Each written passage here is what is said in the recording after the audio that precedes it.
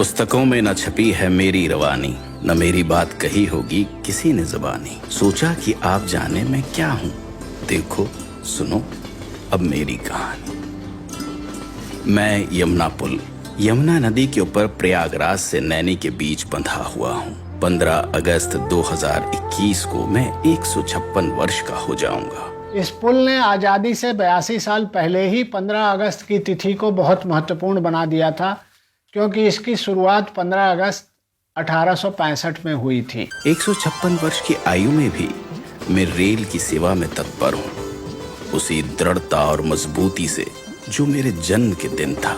मेरे जन्म की कहानी भी अद्भुत है। वैसे तो यमुना नदी के ऊपर मेरे निर्माण की योजना अंग्रेजों ने सन 1855 में ही बनाई, पर 1857 के स्वतंत्रता की पहली लड़ाई की वजह से प्रकल्प रोक दिया गया। उसके पश्चात गवर्नर जनरल लॉर्ड कैनिंग ने मुझ पर काम रोक दिया। वे सुरक्षा हेतु रेल को किले से या उसके आसपास से ले जाना चाहते, ताकि किले की बंदूकें उनकी रक्षा कर सकें। पर 1859 तक तकनीकी कारणों से ये विचार छोड़ दिया गया और मेरा निर्माण शुरू कर दिया गया। मेरे निर्माण के समय की भी एक रोचक कहानी है। ये जब पुल बन रहा था तो बार बार ये गिर जाता रहा, तब इसके बाद जो है ये इंजीनियर जो है इसे जूता मॉडल बनाया पानी के बहाव के लिए, कि ये फिर बनने के बाद पानी सीधे जाने लगा। इस एक पिलर को बनाने में लगभग 20 महीने लग गए। आज भी ये अद्वितीय पिलर मुझे थामे हुए खड़ा है।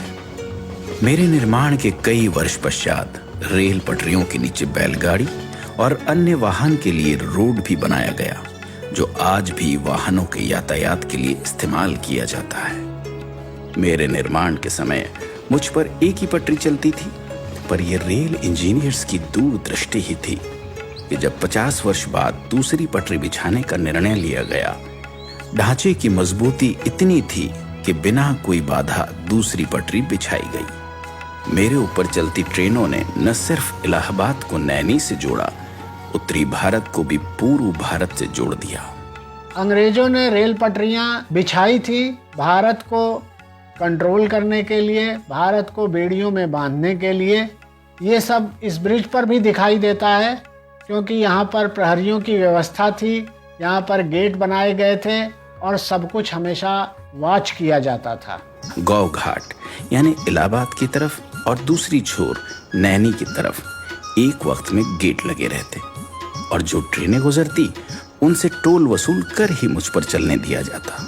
भारतीय रेल ने इन गेट्स को उखाड़ फेंक दिया है।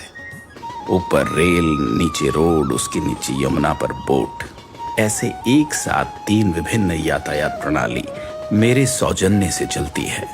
आज भी हर 4-5 मिनट के अंतर पर मेरे ऊपर बिछी हुई दोनों पटरियों पर तेज गति से ट्रेनें चल रही हैं। मुझ पर से गुजरने वाली मालगाड़ियां भारत की अर्थव्यवस्था को बहुत बड़ा योगदान देती हैं, और यात्री ले जाने वाली ट्रेनें इस देश की जनता, सभ्यता और संस्कृति को जोड़ती है। ये रेल कर्मियों की तत्परता, मेहनत और निष्ठा ही है कि लगातार 156 वर्ष से मेरी देखरेख और रखरखाव में कोई कमी नहीं आई और मेरी देश सेवा बरकरार है। नैनी ब्रिज एक 900 मीटर लंबा स्टील स्ट्रक्चर है। इस नैनी ब्रिज का रखरखाव अंडर वाटर सर्वे और अल्ट्रासाउंड जैसी तकनीकों से किया जाता है। इसमें सेंसर्स लगे हैं जो जल स्तर को मॉनिटर करते हैं और बाढ़ जैसे खतरों से सचेत करते हैं। सन 2004 में नए यमुना रोड पुल का निर्माण हुआ और उस पर यातायात शुरू हो गया। हालांकि आज मुझ पर भारी वाहन नहीं चलते, छोटे वाहन और रेल से प्रयागराज और नैनी को मैंने ही सुचारू रूप से जोड़ा हुआ है। यह पुल भारत का तथा भारतीय रेल की विकास यात्रा का पिछले 155 सालों से मौन साक्षी है। अंत में जयशंकर प्रसाद जी की 2 पंक्तियां मुझे याद आती है कि इस पथ का उद्देश्य नहीं है श्रांत भवन में टिक जाना, किंतु पहुंचना उस सीमा तक जिसके आगे राह नहीं। इसके साथ ही मैं विदा लेता हूं, इस वचन के साथ कि देश की सेवा में मैं हमेशा हमेशा के लिए समर्पित हूं। जय हिंद।